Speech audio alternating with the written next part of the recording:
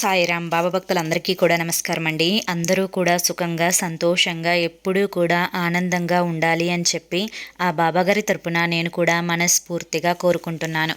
ఈరోజు బాబాగారు అందించే సందేశం ఏంటి అంటే కనుక, తల్లి, ఒక ఆడదాని వల్ల నష్టం జరగబోతోంది. తప్పే రాత ఉంటేనే ఇది వింటావు. 2 నిమిషాలు వినమ్మా, 3 రోజుల్లోనే నీ జీవితంలో అద్భుతం చూస్తావు అని చెప్పి ఏదో ఒక తెలియని సందేశాన్ని ఈరోజు బాబాగారు మనకి అందించాలి అనుకుంటున్నారు. మరి బాబాగారు అందించాలి అనుకుంటున్న ఈ సందేశంలో ఉండే ఆంతర్యం ఏంటో పూర్తిగా వింటేనే అర్థమవుతుంది. ఎవరికైతే బాబాగారి సందేశం మాకు ఉపయోగపడుతుంది, అది మా మంచి కోసమే అని చెప్పి నమ్ముతారో వారందరూ కూడా ప్లీజ్ ఈ వీడియోకి ఒక చిన్న లైక్ ఇచ్చి వీడియోని వినడం అయితే స్టార్ట్ చేయండి. దానికంటే ముందు చాలామంది కూడా గురువుగారి గురించి అడుగుతున్నారండి. అక్క, ఎన్నో రకాల సమస్యలతో సతమతమైపోతున్నాం అక్క, మీకు తెలిసిన గురువుగారి నెంబర్ ఉంటే ఇవ్వండి అక్క అని చెప్పి అడుగుతున్నారు. శ్రీ షిరిడి సాయిబాబా ఆశీస్సులతో జ్యోతిష్యం చెప్పబడును. గురూజీ శివరామరాజు గారు. Phone number 9959422552. మీరు ఇప్పటి వరకు ఎన్నో చోట్ల జ్యోతిష్యం అనేది చెప్పించుకొని మీరు కోరిన మార్పులు అనేవి మీ జీవితంలో జరగక ఇబ్బంది పడి ఉంటారు. మీ సమస్యలు ఏవైనా కానివ్వండి, ప్రేమ, పెళ్ళి, ఉద్యోగం, రాజకీయం, సంతానం లేక ఇబ్బంది పడుతున్న, భార్యాభర్తల మధ్య గొడవలున్నా, అప్పుల సమస్యలున్నా, శత్రువుల సమస్యలున్నా, ఇలా ఎటువంటి సమస్యలున్నా కానీ ఆ సమస్యలకు తగిన పూజలు చేసి గురువుగారు వెంటనే మీకు పరిష్కారాన్ని చూపిస్తారు. గురువుగారు చెప్పింది చెప్పినట్లు 100కి 1000% జరుగుతుంది. నమ్మకంతో కాంటాక్ట్ అవ్వండి. మా జీవితాలలో కూడా ఈ గురువుగారి దయ వల్ల ఎన్నో రకాల సమస్యల నుంచి బయటపడి మేము ఆనందంగా ఉన్నాము. మీరు కూడా ఉండాలి అని చెప్తున్నాను. ఇక బాబాగారి యొక్క సందేశం విషయానికి వస్తే కనుక, అసలు ఏ ఆడదాని వల్ల నష్టం జరగబోతుంది, ఏది వింటే మనకి 3 రోజుల్లో అదృష్టం అనేది కలిసి వస్తుంది, ఏ అద్భుతం అనేది మనము చూడబోతున్నాము, ఆ యొక్క నష్టం తప్పిపోవాలి అంటే ఏం చెయ్యాలి, అసలు ఏం చెప్పబోతున్నారు అని చెప్పి ప్రతి ఒక్కరూ కూడా అనుకుంటున్నారు కదా తల్లి. అయితే నేను చెప్పే ఈ సందేశం నువ్వు పూర్తిగా వింటేనే అర్థమవుతుంది తల్లి. ఇప్పుడున్న ఈ యవ్వనపు వయసులో వృద్ధాప్యం వయసుని తలుచుకుంటేనే చాలా భయంగా అనిపిస్తూ ఉంటుంది కదా నీకు. అయ్యో, ఇప్పుడే ఇన్ని కష్టాలు పడుతున్నాను, ఇన్ని బాధలని అనుభవిస్తున్నాను, ఇక నాకు వృద్ధాప్యంలోకి నేను వెళ్ళిన తర్వాత నిజంగా నా బిడ్డలు నన్ను చూసుకుంటారా, ఒకవేళ నాకు కూతురులే ఉంటే కనుక అల్లుళ్ళు నన్ను చూసుకుంటారా, నా కూతురు నేను ఇప్పుడు తన మీద నేను ఎంత ప్రేమని చూపిస్తున్నానో ఖచ్చితంగా ఆ ప్రేమని తను నాకు చూపిస్తుందా, ఒకవేళ నాకు కొడుకే ఉన్నట్లయితే కనుక కోడలు నన్ను ప్రేమగా చూసుకుంటుందా, లేదా నా కొడుకుకి లేనిపోయినవన్నీ కూడా చెప్పి నా కొడుకుకి నా మీద ఉన్న ప్రేమని విరగదీస్తుందా, అసలు నా పరిస్థితి ఏంటి అని చెప్పి నీవు ఎప్పుడూ కూడా మనసులో ఇప్పుడు ఓపికగా ఉండడం వల్ల కొంచెం నీ యొక్క శరీరం నువ్వు చేసుకునే పనులకి ఎప్పటికప్పుడు సహాయం చేస్తూ ఉండడం వల్ల ఇటువంటి ఇబ్బందులు ఏవి కూడా తెలియకపోవచ్చు. కానీ ప్రతి మనిషికి కూడా ఒక వృద్ధాప్యం అనేది తప్పకుండా వస్తుంది. ఆ వృద్ధాప్యంలో మరొకరి మీద ఆధారపడాల్సి ఉంటుంది. కూతుర్లు ఉన్నవాళ్ళు కూతుర్ల మీద, అల్లుళ్ళ మీద, కొడుకులు ఉన్నవాళ్ళు ఖచ్చితంగా కోడళ్ళ మీద, కొడుకుల మీద ఆధారపడాల్సి వస్తుంది. అటువంటి సమయంలో ఏదో ఒక మాట అనేది అనిపించుకోవాల్సి ఉంటుంది. అసలు ఈ వృద్ధాప్యంలో ఉన్నప్పుడు ఎటువంటి బిడ్డలు వారి యొక్క తల్లిదండ్రులను చూస్తారు, ఎటువంటి బిడ్డలు వారి యొక్క తల్లిదండ్రులను నిర్లక్ష్యం చేస్తారు, ఏ యొక్క కర్మ ఫలితాల వల్ల ఇవన్నీ కూడా జరుగుతాయి, అసలు ఆడది ఎవరు, దానివల్ల కలిగే నష్టం ఏంటి అని చెప్పి నువ్వు తెలుసుకోవాలి అంటే కనుక తల్లి, నేను చెప్పే ఈ చిన్న కథ నీ జీవితంతో ముడిపడి ఉన్న కథ. జాగ్రత్తగా విను. ఒక ఊర్లో చాలా ధనవంతుడైన ఒక కుర్రోడు ఉన్నాడు. ధనవంతుడు అని చెప్పి ఒక్క మాటతో చెప్పంగానే సరికాదు కదా. ఆ ధనవంతుడిగా మారాలి అంటే ఎంతో కృషి చేసి ఉంటాడు, ఎంతో శ్రమపడి ఉంటాడు, ఎన్నో తెలివితేటలను ఉపయోగించుకొని ఉంటాడు. అంత తెలివిగా డబ్బుని సంపాదించుకొని తన ఊర్లో తనకంటూ ఒక మంచి గుర్తింపును ఏర్పాటు చేసుకున్నాడు. ఇక అతనికి దాదాపుగా 35-36 సంవత్సరాలు వచ్చాయి. ఇలా వచ్చిన తర్వాత వారి యొక్క తల్లిదండ్రులు అతన్ని పిలిచి, బాబు, మేమిద్దరం కూడా వృద్ధాప్యంలోకి వెళ్ళిపోతున్నాము. ఇప్పటికే చూస్తున్నావు కదా, మా పనులు మేమే సరిగ్గా చేసుకోలేకపోతున్నాము. మేము నీ యొక్క పెళ్ళిని అంటే నీ యొక్క వివాహాన్ని చూడాలి అనుకుంటున్నాము. నీకు పుట్టే సంతానాన్ని కూడా చూడాలి అనుకుంటున్నాము. వారిని మా చేతుల మీద అల్లారు ముద్దుగా పెంచి ఆడిపిద్దాము అని చెప్పి అనుకుంటున్నాము. మాకున్న ఈ చివరి కోరికను తీర్చు నాయనా, నువ్వు త్వరగా పెళ్లి చేసుకో నాయనా అని చెప్పి వాళ్ళ యొక్క తల్లిదండ్రులు అతనితో చెప్తాడనమాట. అంటే అతనితో చెప్తారు. అతనితో చెప్పిన తర్వాత అతను అంటాడు, అమ్మా, దూరపు కొండలు నునుపు అన్నట్లుగా ఇప్పుడు ఉన్న ఆనందకరమైన జీవితం రేపు నాకు పెళ్ళైన తర్వాత ఉండకపోవచ్చు. ఎందుకంటే ఎంత కోడలైనా కానీ బయట నుంచి వచ్చిన ఒక అమ్మాయి మన కుటుంబంలో చక్కగా కలిసిపోతుంది, మిమ్మల్ని జాగ్రత్తగా చూసుకుంటుంది అనే నమ్మకం నాకు లేదమ్మా అని చెప్పి చెప్తాడు. దానికి తల్లిదండ్రులు ఏం చెప్తారు అంటే, అయ్యో, అందరూ అలా ఉంటారని చెప్పి ఎందుకు అనుకుంటావు నాయనా? మేము చూపించే ప్రేమానురాగాలని బట్టి ఆ అమ్మాయి కూడా మాతో ప్రేమగా ఉంటుంది కదా అని చెప్పి అతనికి నచ్చ చెప్పి ఎలాగోలా పెళ్ళికైతే ఒప్పిస్తారు, సంబంధాలు చూస్తారు. ఒక అందమైన చక్కటి అమ్మాయి దొరుకుతుంది. ఆ అమ్మాయి అబ్బాయికి నచ్చుతుంది, అబ్బాయికి అమ్మాయి కూడా నచ్చుతుంది. ఇద్దరూ కూడా వివాహానికి రెడీ అవుతారు. వివాహం కూడా జరిగిపోతుంది. ఇలా కొంతకాలం జరిగిపోతుంది. ఒక 2 సంవత్సరాల తర్వాత ఈ తల్లిదండ్రులకి ఇంకొంచెం వయసు అనేది పైబడుతుందనమాట. వయసు పైబడిన తర్వాత ఎవరికైనా కానీ మనస్తత్వం అనేది కొంచెం చిన్నపిల్లల మనస్తత్వం లాగా మారిపోతుంది.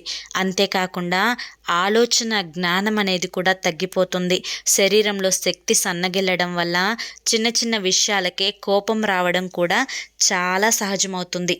అలా ఆ అమ్మాయికి ఏది చెప్తే అది సరిగా చేయడం లేదు అని చెప్పి, సమయానికి వారికి కావలసినవన్నీ కూడా అందించడం లేదు అని చెప్పి, సమయానికి ఆహారాన్ని కూడా ఇవ్వడం లేదు అని చెప్పి, అలా తరచుగా కోడలి మీద అత్తమామ అరవడం అయితే మొదలుపెట్టారనమాట. ఆ అమ్మాయి చాలా ఓర్పువంతురాలు కాబట్టి ఎన్నో భరిస్తూ వస్తుంది. కానీ ఈ అత్తామామల యొక్క గొడవ, కోపం అనేవి చాలా ఎక్కువగా అయిపోయాయి రోజుకి. ఇదంతా కూడా ఇక అమ్మాయి తట్టుకోలేకపోతుంది. ఒకరోజు భర్త దగ్గరికి వెళ్ళి జరిగిందంతా కూడా చెప్తుందనమాట. అలా చెప్పిన తర్వాత భర్త అంటే కొడుకు అమ్మ నాన్న దగ్గరికి వచ్చి, అమ్మ, ఎందుకు మీకు అంత కోపం వస్తుంది? ఏదైనా కానీ సర్దుకుపోవాలి కదా. ఆ అమ్మాయి చేసే పనులు ఆ అమ్మాయి చేస్తుంది కదా, అయినా కూడా మీరు ఇలా కోప్పడడం అస్సలు సరైంది కాదు అని చెప్పి అమ్మ నాన్నని అరుస్తాడనమాట. ఈ కోడలు వచ్చిన తర్వాత అమ్మా నాన్నని కూడా అర్పించే స్థాయికి ఎదిగిపోయింది. పోనీలే అని చెప్పి కోడలు అంటే కొడుకు వద్దంటున్నా కానీ పెళ్లి చేసినందుకు మాకు తగిన శాస్త్రే జరుగుతుంది.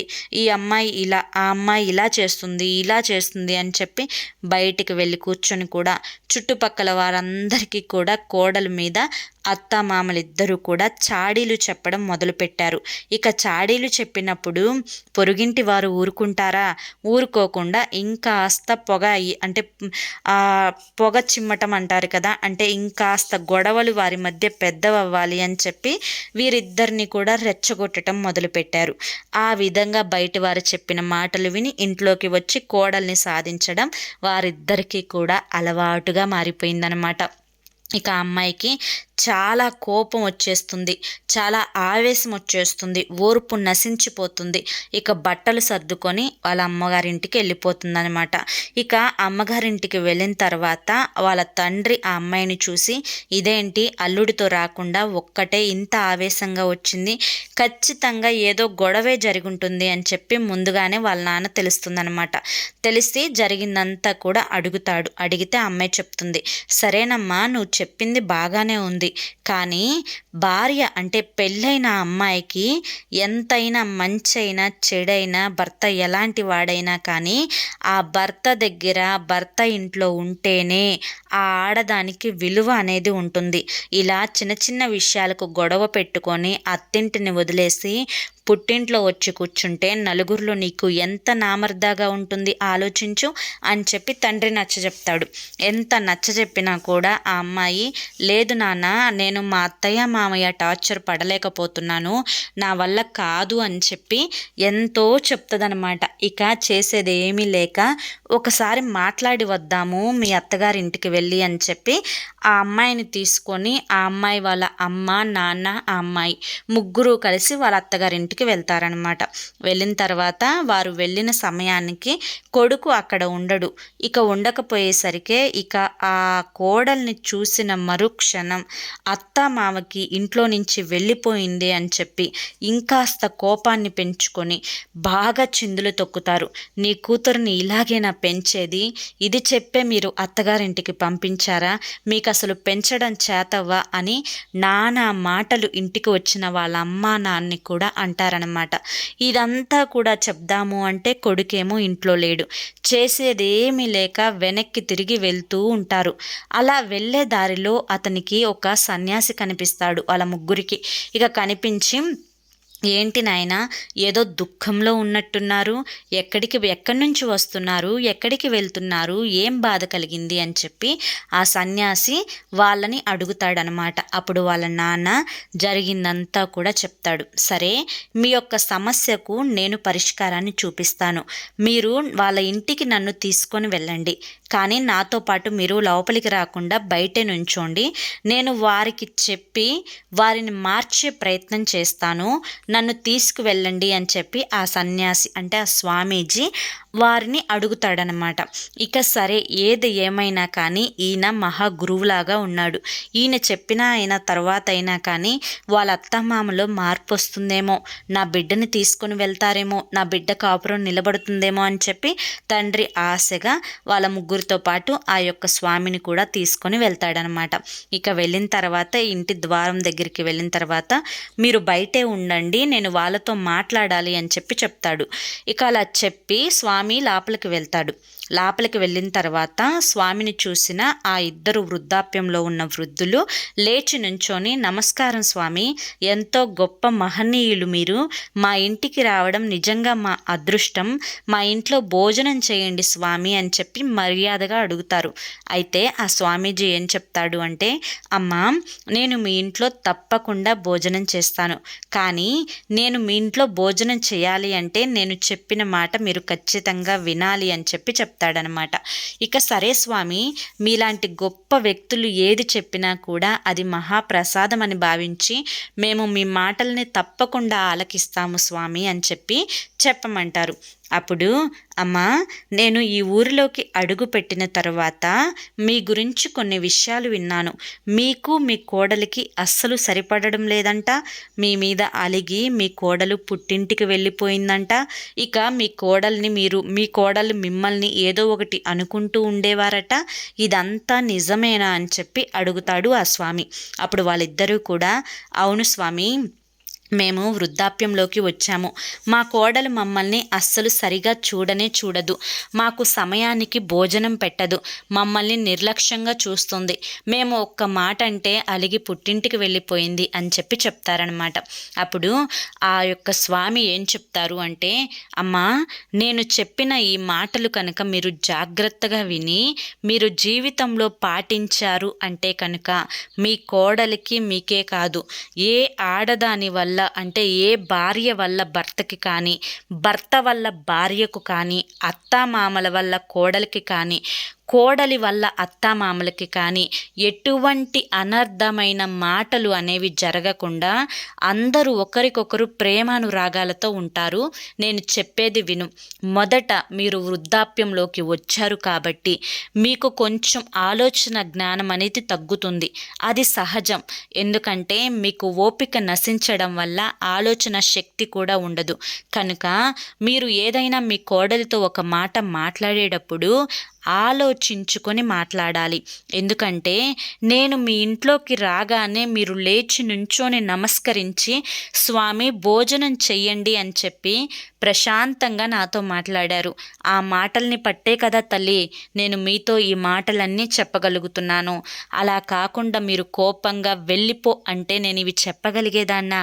కనుక ఈ యొక్క మనిషికి మధ్య ప్రేమ అనేది పెరగాలి అన్నా, ద్వేషం, కోపం, పగ, అసూయ అనేవి రావాలి అన్నా అన్నీ కేవలం మాటల ద్వారా మాత్రమే జరుగుతాయి. కనుక నీ మాట ఏదైతే ఉంటుందో దాన్ని ఆలోచించి ప్రేమగా మాట్లాడే ప్రయత్నం చెయ్యి. అర్థమైంది కదా?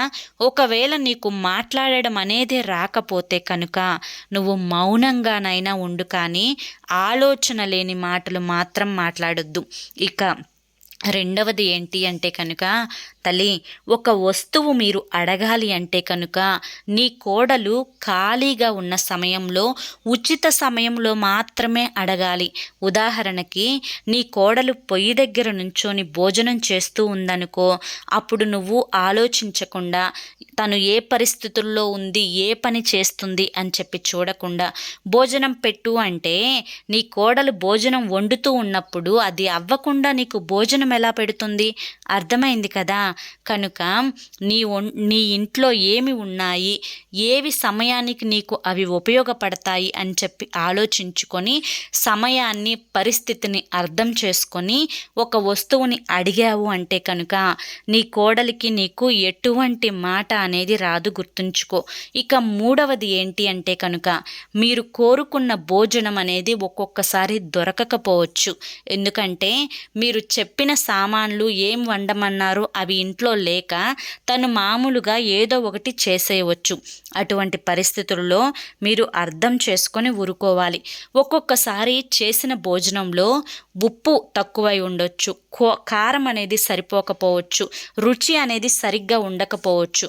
తను కోడలు అంటే ఒక ఇంటి బాధ్యతను చూసుకోవాలి, భర్తని చూసుకోవాలి, ఇంటి యొక్క పనులను చక్కదిద్దుకోవాలి, ఇటు మీ వృద్ధాప్యంలో ఉన్న మిమ్మల్ని కూడా చూసుకోవాలి. తను ఎన్నో టెన్షన్స్ అనేవి పడుతూ ఉంటుంది, ఎంతో ఒత్తిడికి తను గురవుతూ ఉంటుంది. అటువంటప్పుడు ఉప్పు కారం అనేది సహజంగా తగ్గవచ్చు. నీవు కుర్ర వయసులో అంటే నువ్వు ఒక కోడలిగా ఉన్నప్పుడు కూడా చిన్న వయసులో ఈ వయసులో అంటే నీ కోడలు ఇప్పుడు ఏ వయసులో ఉందో అదే వయసులో ఉన్నప్పుడు నువ్వు ఇటువంటి చిన్న చిన్న తప్పులు చేసే ఉంటావు కదా తల్లి. కనుక అటువంటప్పుడు సరేలే ఎప్పుడైనా ఒకసారేగా ఇలా జరుగుతుంది అని చెప్పి నువ్వు ఏమీ నోరు తెరిచి తిట్టకూడదు. ఎదుటివారు మన కోసం చేసే పనిలో ఎప్పుడూ కూడా తప్పులు వెతకూడదు. అర్థమైంది కదా? ఇలా చేయడం వల్ల మీకు మీ కోడలికి ఎటువంటి గొడవలు అనేవి రాకుండా ఉంటాయి. ఇక తరువాత ఇంట్లో సమస్యలు, ముఖ్యంగా ఇది అందరూ గుర్తుంచుకోవాల్సిన విషయం ఏంటి అంటే కనుక ఇంట్లో సమస్యలన్నీ కూడా తీసుకొని వెళ్ళి బయట వారికి చెప్పకూడదు. ఇంట్లో గొడవలు బయట వారికి చెప్పకూడదు. ఇంట్లో వారి మీద కోపాలు బయట వారికి చెప్పకూడదు. ఎందుకంటే ఈ రోజుల్లో అలా చెప్పడం వల్ల గొడవలు పెంచేవారే తప్పితే, అలుసుగా చూసేవారే తప్పితే గొడవలను తగ్గించాలి అని ఎవ్వరూ కూడా ప్రయత్నం చేయరు. కనుక ఇంటి గుట్టు బయట పెట్టకపోవడమే చాలా మంచిది. ఎందుకంటే నువ్వు ఇప్పుడు వెళ్ళి నీ కోడలి మీద ఎదుటి వారికి చెప్పవచ్చు, ఇరుగు పొరుగు వారికి. ఆ ఇరుగు పొరుగు వాళ్ళు నీ కోడలికి లేనిపోయినవన్నీ చెప్పి మీ ఇద్దరి మధ్య గొడవలు అనేవి పెద్దవి చేస్తూ ఉంటారు కదా. ఆలోచించండి అమ్మా.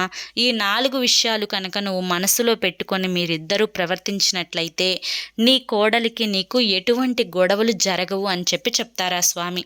అప్పుడు నిజమే స్వామి, మీరు చెప్పిన ఈ 4 మాటల్లో ఇంతవరకు మేము ఏది పాటించలేదు, కనుకనే మా ఇద్దరికి మా కోడలికి మధ్య గొడవలు జరిగాయి, ఇకపై మేము పాటిస్తాము స్వామి అని చెప్పి చెప్తారనమాట. అలా చెప్పిన తర్వాత సరేనమ్మా, నువ్వు ఏం చేయాలి అనుకుంటున్నావు అంటే వెంటనే నా కోడల్ని తెచ్చుకుంటాను స్వామి అని చెప్పి చెప్తారు. అయితే మీరు అంత శ్రమ చేయాల్సిన అవసరం లేదు, మీ కోడలు ఇంటి బయటే ఉంది, రమ్మని చెప్పండి అని చెప్పి చెప్పగా అత్తామామలు ఇద్దరూ కూడా ఆనందంగా కోడల్ని, వాళ్ళ అమ్మని, నాన్నని లోపలికి తీసుకొని వెళ్తారు. ఇక తర్వాత భోజనం చేయమని చెప్పి అడుగుతారనమాట ఆ వృద్ధులు. అడిగిన తర్వాత భోజనం చేసే ముందుగా నీ కొడుకుని పిలిపించండి, నీ యొక్క కొడుకుతోటి కోడలితో కూడా కొన్ని మాటలు చెప్పాలి నేను అని చెప్పి స్వామి చెప్పగా అప్పుడు కొడుకుని పిలిపిస్తారు వాళ్ళు. ఇక కొడుకుని కోడల్ని మరొక పక్క గదిలోకి తీసుకొని వెళ్ళి, నాయన, వృద్ధాప్యంలో ఉన్నప్పుడు మనిషికి ఒక పెద్ద వయసు అనేది వచ్చిన తర్వాత ఆలోచన శక్తి అనేది తగ్గడం సహజం. అలా ఆలోచన శక్తి తగ్గినప్పుడు కాళ్ళు చేతులు వారి యొక్క అంటే ఆ శక్తి సన్నగిలినప్పుడు శరీరం వణుకుతూ ఉంటుంది. అటువంటి సమయంలో ఆలోచన లేకుండా ఒక మాట మీ అమ్మ మీ నాన్న అని ఉండవచ్చు, కానీ ఏ మాట అన్నా ఏం చేసినా కానీ తల్లిదండ్రులు తమ బిడ్డలు నాశనం అవ్వాలి అని చెప్పి ఎప్పుడూ కోరుకోరు. తల్లిదండ్రుల ఒకే ఒక్క ఆలోచన ఏంటి అంటే నా బిడ్డ ఆనందంగా ఉండాలి అని చెప్పి మాత్రమే అనుకుంటారు. కనుక మీ యొక్క వృద్ధాప్యంలో ఉన్న తల్లిదండ్రులు కోపంతో ఒక మాట అన్నప్పుడు అయ్యో వాళ్ళ యొక్క శరీరం అనేది వారికి సహకరించడం లేదు, వారి యొక్క శక్తి సన్నగిల్లింది, వారికి ఆలోచన శక్తి తగ్గింది అని చెప్పి ఒక కొడుకుగా ఒక కోడలిగా మీరు అర్థం చేసుకొని వారి మాటల్ని పట్టించుకోకుండా ప్రేమగా సమాధానం చెప్పండి. అర్థమైంది కదా తల్లి? అత్తామామలు నువ్వు చిన్నదానివి అని చెప్పి నిన్ను ఒక మాట అనవచ్చు. అలా అన్నంత మాత్రాన వెంటనే తీసుకొని వెళ్ళి ఆ మాటని భర్తకు చెప్పడం, తల్లిదండ్రులకు చెప్పడం, ఇలా చెప్పడం వల్ల ఒకరికి ఒకరు కోపాలు పెంచుకొని గొడవలు పడడం తప్ప ఎటువంటి ఉపయోగం లేదు. ఒక ఆడపిల్ల గుర్తుంచుకోవాల్సిన విషయం ఏంటి అంటే కనుక ఎప్పుడూ కూడా అత్తవారింట్లో పడే కష్టాలని బాధలని భర్త గురించి అమ్మగారింట్లో చెప్పకూడదు. అదేవిధంగా అమ్మవారి ఇంటి గొప్పలను తీసుకొని వచ్చి అత్తగారింట్లో చెప్పకూడదు. ఇలా చెప్పకపోవడమే మీ యొక్క జీవితాలకు చాలా మంచిదమ్మా అని చెప్పి ఆ స్వామి వాళ్ళిద్దరికీ కూడా చెప్తాడనమాట. సరే స్వామి, మీరు చెప్పినట్లుగానే మా తల్లిదండ్రుల దగ్గర అని ఆ అబ్బాయి, మా అత్తమామల దగ్గర అని చెప్పి ఆ అమ్మాయి ఇద్దరూ కూడా ఇలాగే నడుచుకుంటాము అని చెప్పి చెప్తారనమాట. ఇక సరేనని చెప్పి స్వామి వాళ్ళిద్దరూ కూడా రూమ్లో నుంచి బయటికి వచ్చిన తర్వాత ఇక చాలా కృతజ్ఞతలు స్వామి, మీరు మాకు ఇన్ని మంచి విషయాలు చెప్పారు, మేము మీకు రుణపడి ఉంటాము, ఇప్పటికైనా భోజనం చేయండి స్వామి అని చెప్పి అడుగుతారు. నేను మీ ఇంట్లో భోజనం చేయాలి అంటే మరొక 6 నెలల సమయం పడుతుంది. ఎందుకు ఇలా చెప్తున్నాను అంటే 6 నెలల తర్వాత కూడా మీరు ఇలాగే కలిసి ఉన్నారు అని చెప్పి నాకు తెలిస్తేనే, నేను చూస్తేనే అప్పుడు మీ ఇంట్లో భోజనం చేస్తాను, అప్పటి వరకు నేను భోజనం చేయను అని చెప్పి స్వామి అక్కడి నుంచి వెళ్ళిపోతారనమాట. ఇక తర్వాత వీళ్ళందరూ కూడా చాలా సంతోషంగా ఉంటారు. ఇక అమ్మాయి వాళ్ళ అమ్మ నాన్న కూడా ఆ రోజు నైట్ అక్కడే ఉండి ఉదయాన్నే వెళ్ళిపోతారనమాట. ఇక కోడల్ని వాళ్ళు చాలా ప్రేమగా చూసుకుంటారు, అత్తమామల్ని కోడలు చాలా ప్రేమగా చూసుకుంటుంది. ఒక రకంగా చెప్పాలి అంటే ఒక అమ్మాయి ఒక కూతురిగా వాళ్ళకి మారిపోతుంది అనమాట. వాళ్ళు కూడా కూతురు కంటే ఎక్కువగా ప్రాణంగా చూసుకుంటారు ఆ అత్తమామని. ఇలాగే 6 నెలలు గడిచిపోతాయి. 6 నెలల తర్వాత అన్నమాట అన్నట్టుగానే స్వామి మళ్ళీ వాళ్ళ ఇంటికి వచ్చి వారందరిని చూసి సంతోషంగా అక్కడ వారిని దీవించి భోజనం చేసి వాళ్ళని ఇలాగే ఆనందంగా ఉండమని చెప్పి దీవించి వెళ్ళిపోతారనమాట. అయితే ఈ కథ ద్వారా మనకి బాబాగారు చెప్పాలి అనుకుంటున్న మాట ఏంటి అంటే కనుక తల్లి, ఆ స్వామి ఆ వృద్ధాప్యంలో ఉన్న వారికి చెప్పిన మాటలు విన్నావు, అదే స్వామి భార్యాభర్తలకు చెప్పిన మాటలు కూడా విన్నావు. ఎప్పుడైనా కానీ ఇదే భార్యాభర్తల మధ్య కూడా వర్తిస్తుంది తల్లి. ఎప్పుడైనా కానీ ఎదుటివారు భార్య అయినా భర్త అయినా అమ్మ అయినా నాన్న అయినా అక్క అయినా చెల్లి అయినా ఏ సంబంధమైనా కానీ మాట అనేది చాలా ముఖ్యం. ఆ మాట వల్లే అన్ని అనర్థాలు జరుగుతాయి. కనుక ఒక మాట ఎదుటి వారి దగ్గర తూలేటప్పుడు జాగ్రత్తగా ఉండాలి తల్లి. ఈ మధ్య కొన్ని మాటలు అనేవి నీ నుంచి బాగానే వస్తున్నాయి. ఒక తండ్రిగా ఆ మాటలు విని నేనే ఆశ్చర్యపోతున్నాను. ఎందుకంటే నువ్వు నీ యొక్క బంధం విషయంలో కొంచెం కష్టపడుతున్నావు కదా. ఆ కష్టపడినప్పుడు ఆ కష్టంలోనే ఎన్నో శాపనార్థాలు కూడా బయటికి వస్తున్నాయి. కానీ ఈ ఈ శాపనార్థాల వల్ల కొన్ని నష్టాలు అనేవి జరిగే అవకాశం ఉంటుంది. ఎందుకంటే ఆడదాని ఉసురు అనేది ఊరికినే పోదు అని చెప్పి నువ్వు వినే ఉంటావు కదా తల్లి. మరి నువ్వు ఏడుస్తున్నావు, కష్టపడుతున్నావు, నష్టపోతున్నావు, బాధపడుతున్నావు, ఇవన్నీ కూడా జరుగుతూ ఉన్నాయి. కానీ అన్నింటికీ కూడా ఫుల్ స్టాప్ పెట్టే ఒక రోజు తప్పకుండా వస్తుంది. అప్పుడు నీ యొక్క కన్నీరు యొక్క ఘోష ఏదైతే ఉంటుందో, నీ యొక్క మాటల నుంచి వచ్చిన శాపాలు ఏవైతే ఉంటున్నాయో అవి తప్పకుండా నువ్వు ఎవరినైతే అంటున్నావో వారికి తగిలే అవకాశం ఉంటుంది. అప్పుడు నువ్వు ఆ మాటలని వెనక్కి తీసుకోలేవు. మరొక్క విషయం ఏంటి అంటే, నువ్వు కోపంతో అంటున్నావు, ఆవేశంతో అంటున్నావు, బాధతో అంటున్నావు, కానీ వారు నిన్ను ఏమాత్రం అర్థం చేసుకోకుండా నీ మీద కోపాన్ని పెంచుకుంటున్నారు. కనుక ఈ విషయంలో కూడా నువ్వు జాగ్రత్తగా ఉండాలి. ఇక ముఖ్యంగా నీ బంధం గుర్తుంచుకోవాల్సిన విషయం ఏంటి అంటే, నా భార్యను నేను ప్రేమగా చూసుకోవాలి.